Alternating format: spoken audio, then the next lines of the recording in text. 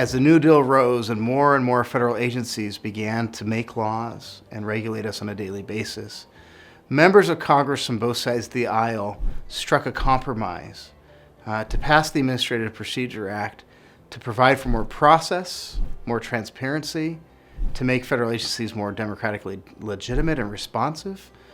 And so when we think about the Administrative Procedure Act, it's this grand compromise, this quasi-constitution, that controls how the federal administrative state works today. Since the Administrative Procedure Act was enacted by Congress in 1946, Westlaw tells us that it's only been amended 16 times in over 70 years. In other words, we have barely touched the rules, the ground rules for the federal administrative state. At least Congress hasn't. That doesn't mean that the Administrative Procedure Act has remained constant. Instead of Congress modernizing and updating the Administrative Procedure Act, the federal courts have done that through a number of important decisions. Currently in Congress, there's legislation pending to modernize the Administrative Procedure Act. It's bipartisan legislation sponsored by 2 Democrats and 2 Republicans in the Senate, and it's called the Regulatory Accountability Act.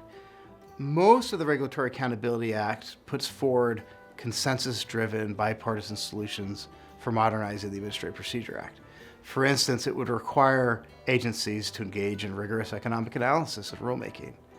It would require agencies to do retrospective review, which is to look back on its rules that it promulgated before and make sure that they still make sense, that they should still be there. So it has a number of these bipartisan consensus-driven recommendations to make the Administrative Procedure Act better, to make it work better with the modern realities of the regulatory state. The most controversial part of the Regulatory Accountability Act is that it requires more process whenever a federal agency is going to be engaging in rulemaking that's high stakes.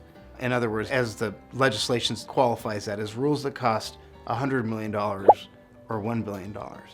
The controversy from those in the progressive side is that this makes rulemaking too hard, that it leads to what we call ossification. On the other hand, it seems kind of odd that federal agencies are promulgating rules that cost $1 billion.